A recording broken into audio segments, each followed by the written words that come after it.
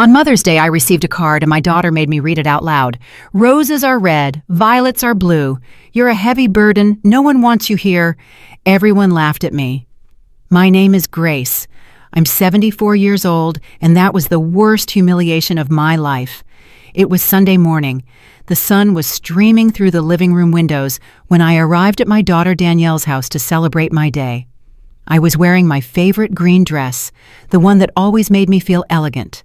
I had brought fresh flowers and sweet treats for my grandkids. "Grandma Grace!" the little ones shouted, running toward me. Their hugs filled my heart with joy. For a moment, everything seemed perfect. Michael, my son-in-law, barely greeted me with a quick, dry nod. Danielle came out of the kitchen with a smile that didn't reach her eyes. "Mom, so glad you made it.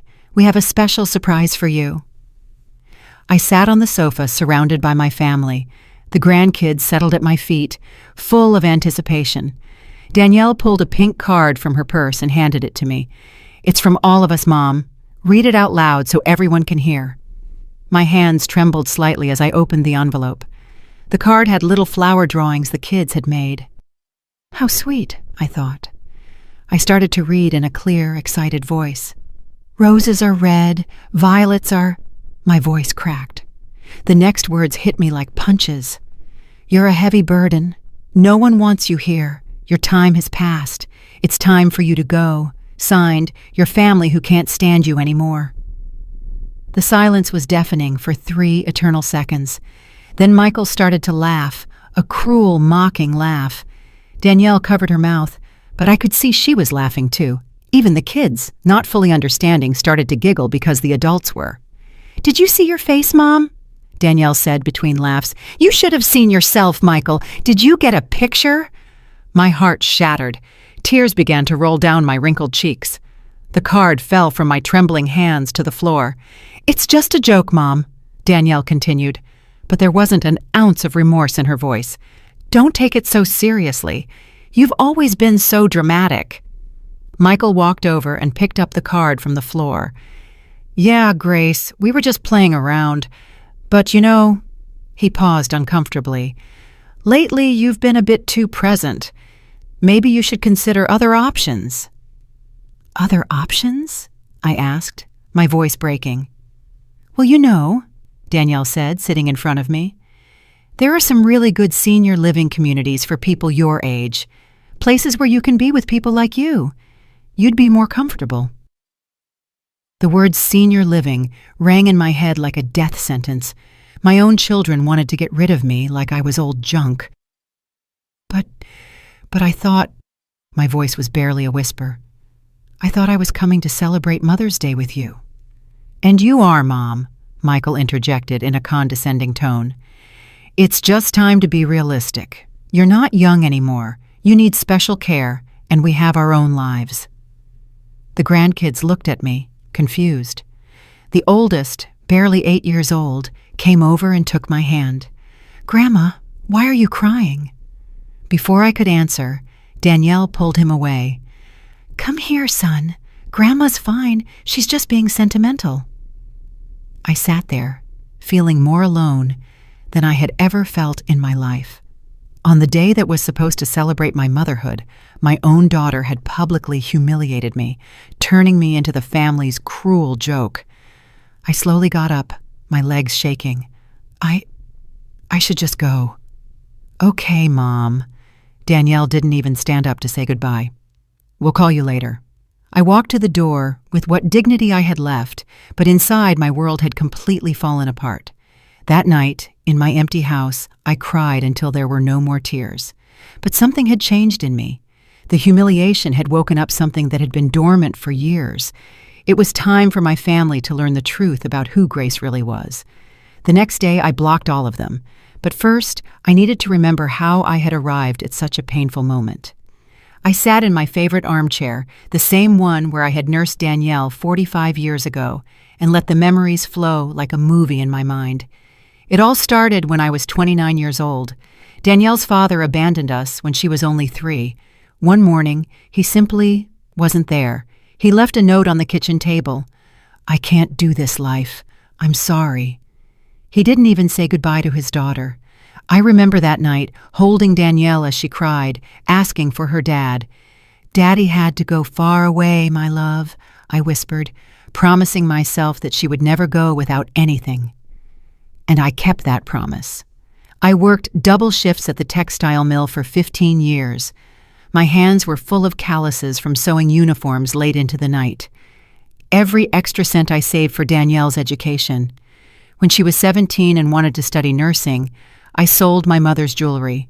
It was the only valuable thing I owned. But I saw the bright eyes of my daughter talking about her dream, and I didn't hesitate for a second. "Mommy, are you sure?" she asked me that day. "Completely sure, my love. Your education is the most important thing." During her 5 years of university, I worked weekends cleaning offices. I would come home with a wrecked back. But when I saw Danielle studying at the dining room table, it was all worth it. The day of her graduation, I cried with pride. "We did it, Mommy," she said, hugging me tight. "This wouldn't have been possible without you." Later, she met Michael. At first, I liked him. He was polite, hardworking, and seemed to genuinely love her.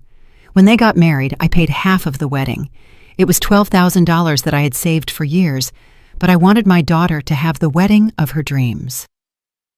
"Mom, this is too much," Danielle protested when I handed her the check. "Nonsense," I said, smiling. "It's the most important day of your life. You deserve it." When they bought their first home, I gave them the down payment, $25,000. It was all I had saved, but seeing them happy in their new home filled me with satisfaction. Then the grandkids arrived, 2 beautiful little ones who became the light of my life. When Danielle returned to work after her maternity leave, I became their free babysitter. Every day for 3 years, I walked 6 blocks to their house at 6 in the morning. I made the kids breakfast, dressed them, took them to the park, fed them, bathed them, and read them stories. When Danielle came home from work, the house was clean and the children were happy.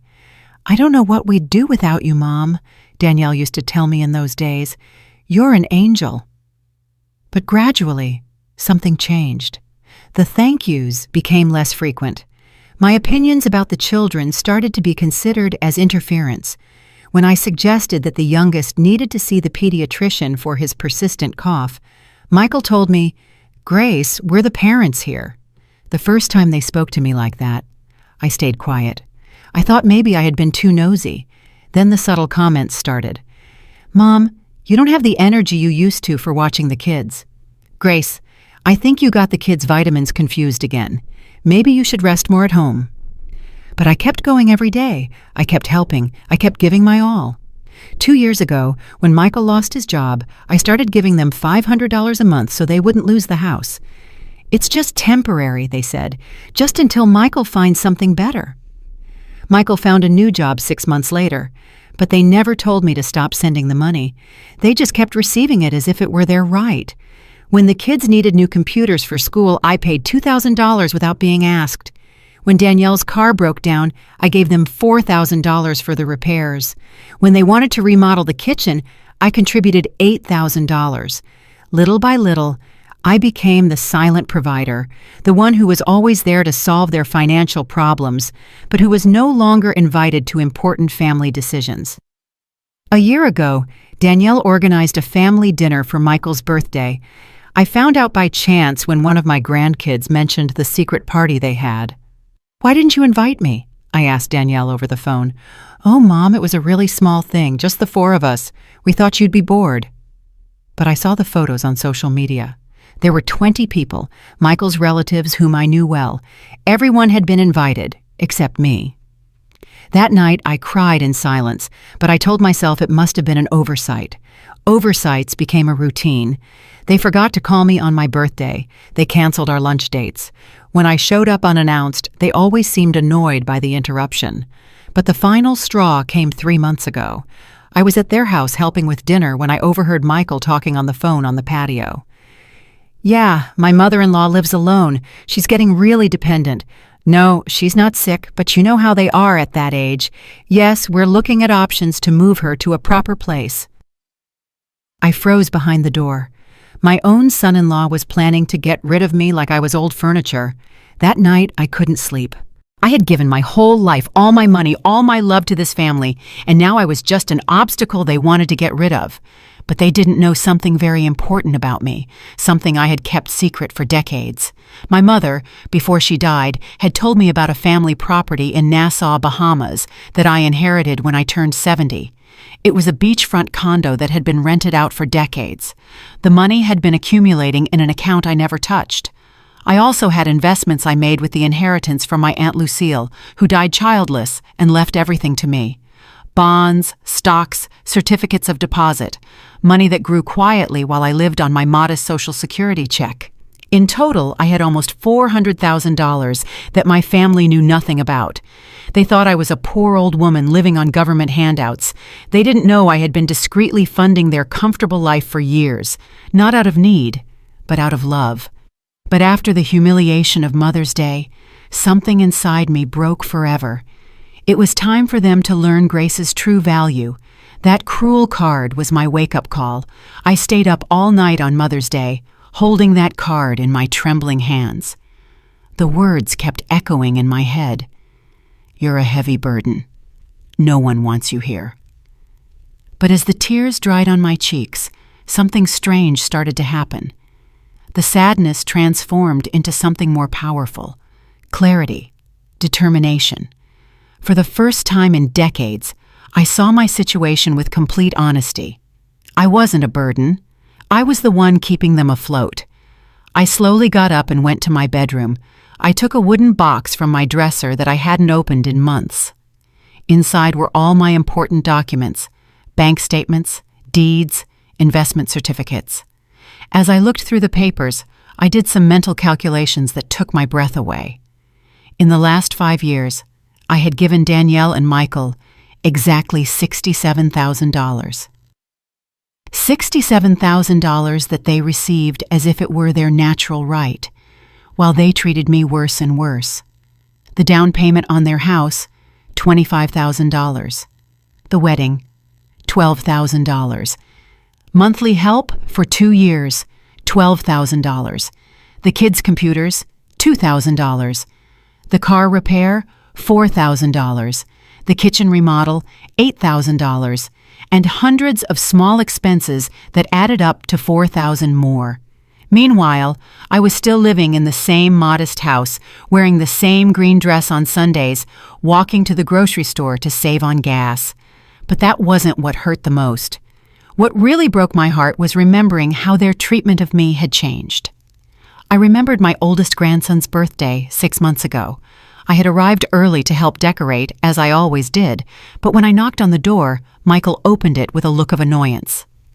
"Grace, the party doesn't start until 3. Why are you so early?" "I thought I could help with the preparations," I said with a smile. "We don't need any help. Danielle has everything under control." Behind him, I saw his mother, Brenda, hanging balloons in the living room. She had been invited to help. I was treated like an unwelcome guest. "I can wait outside until 3, I mumbled, feeling humiliated. "Don't be dramatic, Mom," Danielle said, appearing from the kitchen, wiping her hands on an apron. "You can stay, but don't get in the kitchen. You know you get confused with recipes." I got confused with recipes? Me, who had cooked for that family for decades? That day, I sat in a corner of the patio like a stranger at my own grandson's party. I watched as Brenda helped with the food, as the other guests complimented her on the cake she had baked. Meanwhile, I, who had paid for half the expenses of that party, was completely ignored. When it was time to sing Happy Birthday, I stayed in the back while everyone formed a circle around my grandson. No one noticed I wasn't in the family photos. Later that night, my grandson came up to me as I was discreetly picking up some dirty plates. "Grandma, why were you so quiet today?" "I was just tired, my love," I lied. "Grandma Brenda says you're too old for big parties." The boy's words cut through me like knives. Brenda, who was only 3 years younger than me, was telling my own grandkids that I was too old. But even after that humiliation, I kept giving them money, kept helping, kept hoping things would get better. How foolish I had been. I also remembered last Christmas. I had bought expensive gifts for everyone. A new bicycle for the oldest grandson, a tablet for the youngest, French perfume for Danielle, a power tool Michael had mentioned wanting. I spent almost $3,000 on those presents. On Christmas Eve, I arrived with my hands full of beautifully wrapped packages. The kids ran to me, excited, but Danielle quickly called them over. "Kids, put Grandma's presents under the tree with the others. We'll open them all together tomorrow." My gifts got lost among the mountain of packages they had bought themselves. When it was time to open them, no one mentioned who had given what. The kids vaguely thanked everyone for their gifts, but the most painful part came afterward. I had also brought a special gift for Danielle, a pearl necklace that had belonged to my grandmother. It was an antique piece, valuable and full of family history. "Mom, it's really pretty," Danielle said without even trying it on. "But you know I don't wear a lot of jewelry. Maybe you should save it for when the grandkids are older." She handed the box back to me without even opening the clasp to see the pearls up close.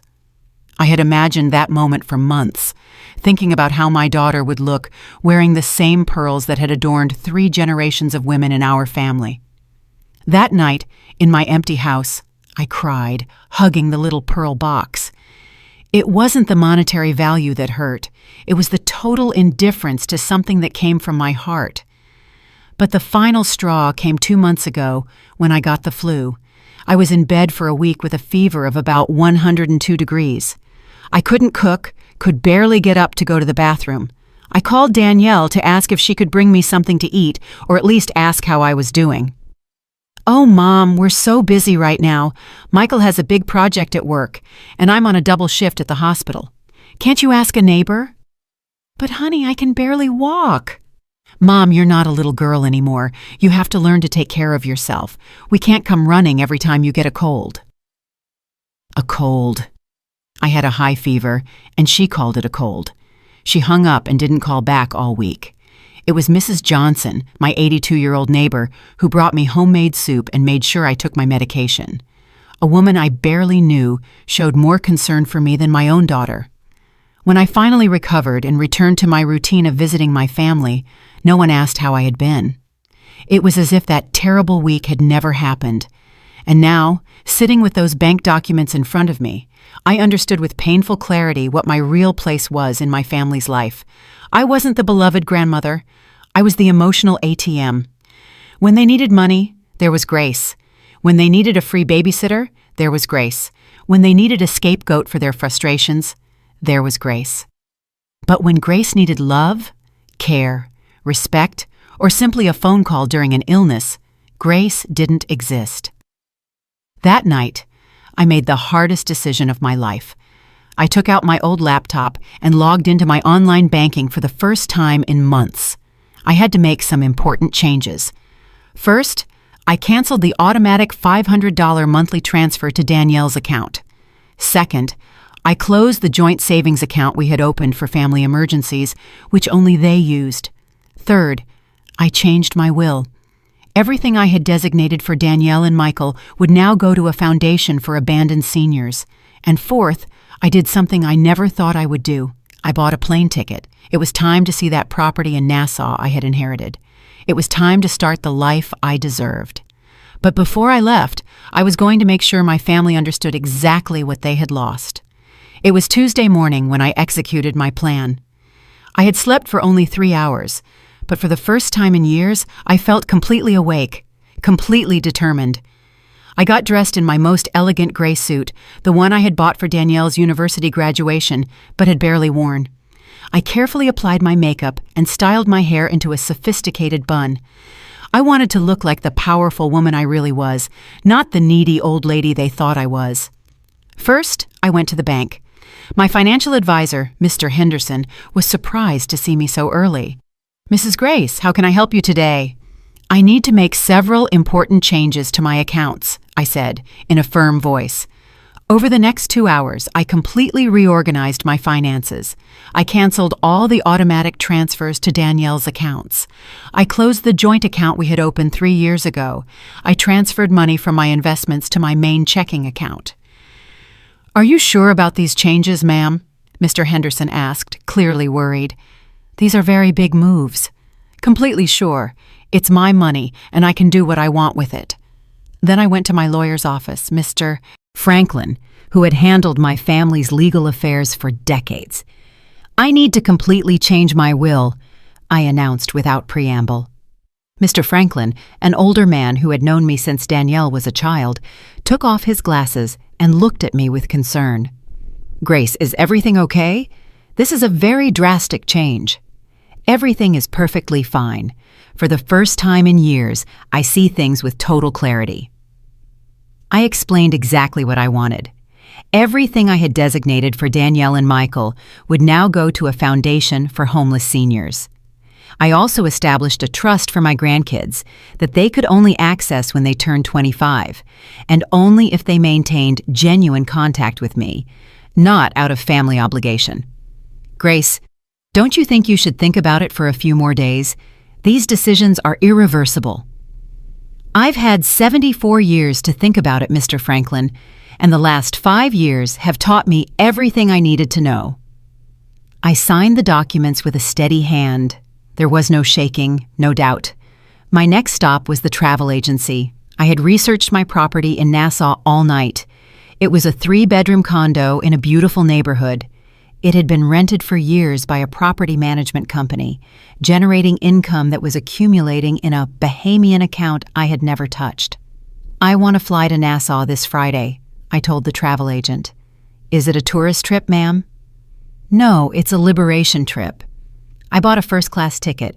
If I was going to start my new life, I would do it in style. But before I left, I had to do one more thing. I had to write the letters. I got home at noon and sat down at my desk. I took out elegant letterhead I had bought years ago but never used. It was time to explain to my family exactly what had happened. The first letter was for Danielle. My dearest daughter, by the time you read this letter, I will be on my way to Nassau, where I will live in the property I inherited from my family that you didn't know existed. I have made the decision to cut all financial support I have been giving you for the past few years. The $500 a month you received has been permanently canceled. The joint account you used for emergencies has been closed. Don't take this as a punishment, but as a lesson in independence that I should have taught you a long time ago. For decades, I gave you everything I had. My time, my money, my energy, my unconditional love. But at some point, you decided that I was a burden instead of a blessing. The Mother's Day card was simply the last straw. But the problem started much earlier, when you stopped seeing me as your mother and started seeing me as your personal maid and private bank. I have changed my will. My inheritance will now be given to people who truly value generosity and family love. Your children will have access to a trust when they turn 25, but only if they prove they can maintain a genuine relationship with me. Do not look for me for money. Do not call me to ask me to come back. Do not send the grandkids to emotionally manipulate me. If you really want to get your mother back, you're going to have to prove that you value me for who I am, not for what I can give you.